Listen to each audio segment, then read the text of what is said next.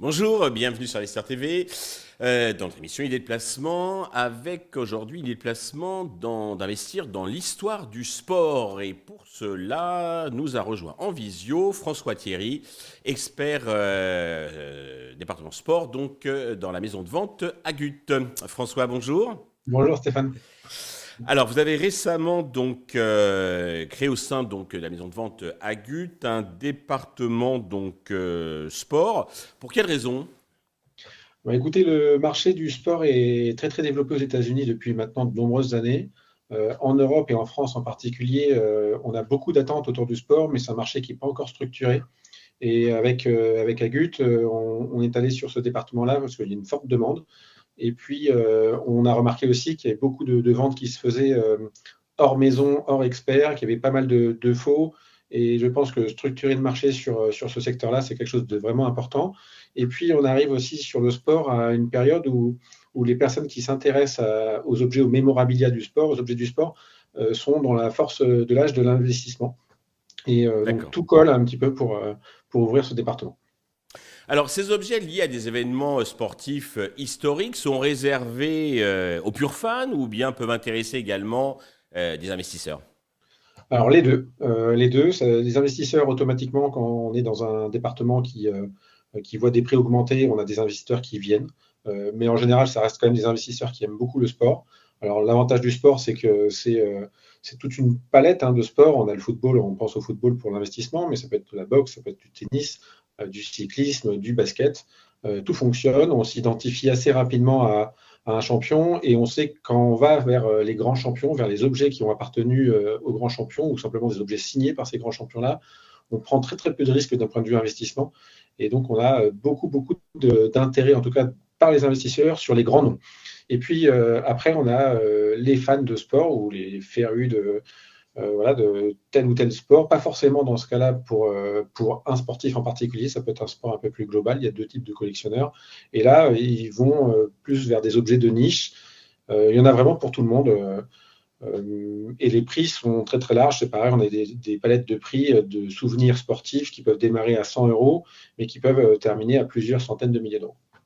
Oui, voire dizaines de milliers d'euros, comme ce qui s'est passé donc lors de la première vente que vous avez organisée donc le 15 décembre.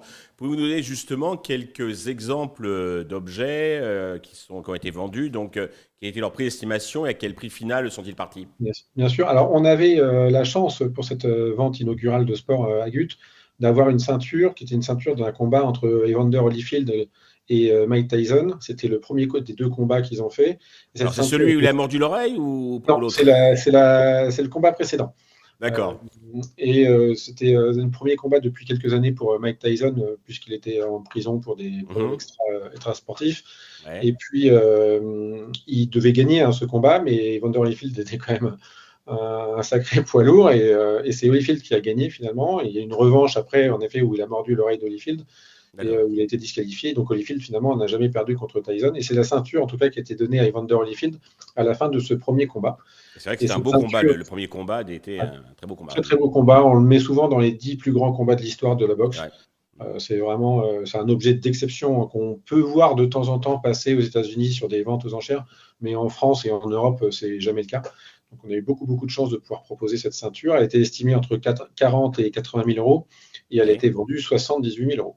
D'accord. Bon, sur la fourchette haute de l'estimation.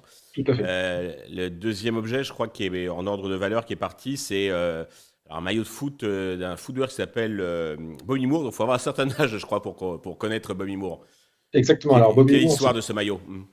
c'était le capitaine de l'équipe d'Angleterre pendant de nombreuses années. Il a gagné la Coupe du Monde 66 en Angleterre et avec un match controversé d'ailleurs, avec un but qui était pas rentré avec l'Allemagne. Et puis 4 ans plus tard, donc Coupe du Monde 70, quart de finale Angleterre RFA de nouveau. Cette fois-ci, l'Angleterre perd le match, mais le capitaine c'est Bobby Moore et il porte ce maillot rouge de l'Angleterre, donc le maillot extérieur parce que les Allemands jouaient en blanc. Et ce maillot a été vendu près de 30 000 euros. D'accord. C'est un maillot assez légendaire, c'est un maillot quart de finale de la Coupe du Monde Ah oui. par le capitaine anglais, donc c'est quand même une pièce assez rare. Ouais. Surtout qu'à l'époque, il jouait qu'avec un seul maillot. Aujourd'hui, on a des personnes Oui, qui. il change de maillot trois fois par partie, mais Exactement. le reste. Tout à fait. Ensuite, il y avait une raquette de Federer. Alors, il y avait une raquette de Federer. Il faut savoir que donc, Federer utilisait dans les grands chelems entre 6 et 8 raquettes par match. Donc là, c'est une des raquettes qu'il a utilisées pour la finale de Wimbledon 2005 contre Andy Roddick, une finale qu'il a remportée.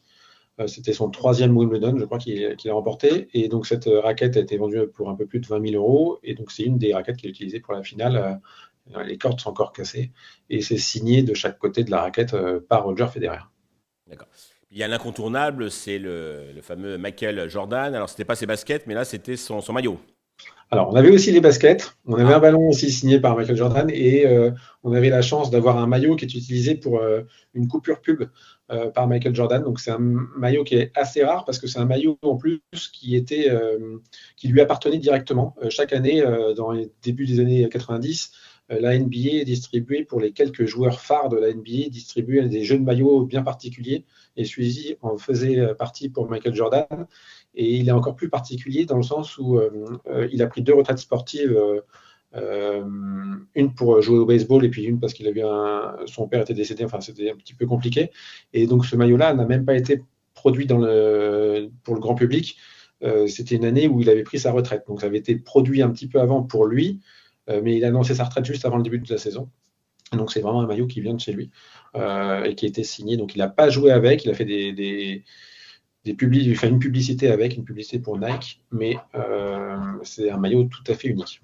Et il a été vendu, pareil, on est un petit peu en dessous de 20 000 euros. alors, j'imagine que la question que vous posent souvent là, les acheteurs, c'est de demander comment vous assurez que ces objets, ces maillots, ont réellement été portés lors des événements sportifs historiques qui ont été mentionnés. Alors, il y a plusieurs choses en tant qu'expert de sport pour bien contrôler si les maillots ont été portés, utilisés, signés, dans quelles conditions. Alors, évidemment, la provenance, c'est le plus important. C'est typiquement si on a un ballon d'un match de foot et que c'est l'arbitre de ce match qui nous donne le ballon, il y a des grandes chances que ce soit le bon. Et puis après, on va regarder plein de choses. On va regarder les photos, les vidéos des matchs en question. On va tout comparer. On va voir s'il y a le moindre écart. S'il y a le moindre écart, on écarte la possibilité que ce soit le bon. On va regarder le flocage, on va regarder les différences de centimètres entre le placement des patchs. On va s'intéresser donc en effet à l'histoire de la personne qui nous confie l'objet. Et puis parfois on va même interroger le sportif ou rentrer dans les habitudes du sportif pour savoir si cette personne-là coupait les étiquettes, les gardait. Il y a énormément de choses qui font qu'on doit contrôler minutieusement chaque article qu'on nous donne. C'est un peu plus compliqué que pour un tableau, parce que un tableau d'art ancien, on peut savoir ce qui a été vendu, pas vendu, il y a un historique. Pour les maillots, c'est toujours un petit peu plus délicat, d'autant plus qu'il y a des joueurs qui ont donné des maillots en disant que c'était leur, et puis finalement, ils avaient été les récupérer à la boutique quelques semaines avant, parce qu'ils ont beaucoup de demandes, et puis ils ont dit oui, c'est un match avec lequel on a joué, donc les personnes qui possèdent ce maillot-là se disent oui, c'est sûr, il a joué avec parce que le joueur nous l'a dit. Mais même en faisant ça, on n'est jamais convaincu. Donc, il faut faire énormément de recherches. J'ai plusieurs exemples. Par exemple, ce matin, on m'a confié un maillot de Maradona. Les personnes étaient sûres qu'il avait joué avec. Et il s'agit que c'est un maillot préparé pour le match. Il n'a jamais joué avec. Mais voilà, il y a beaucoup de choses à vérifier à chaque fois. D'accord. Il faudrait presque faire une recherche ADN avec la sueur. Ça peut Alors, fonctionner. Là, il faut des sportifs vivants. c'est vrai. Alors, selon vous, les acheteurs du 15 décembre, par exemple, ils ont acheté donc par unique passion ou également avec un objectif lucratif à terme, même si c'est pas clairement avoué. Il y a un peu des deux, encore une fois. On a automatiquement des objets qu'on va revoir dans des ventes dans 6 mois, 1 an, 2 ans, 5 ans. Des personnes qui se sont dit, je vais placer de l'argent dessus parce que je trouve que le prix est attractif. Et puis, je suis persuadé que ce sportif va encore prendre en valeur ou ce sport va prendre en valeur et que l'objet va doubler, va tripler dans un court ou moyen terme.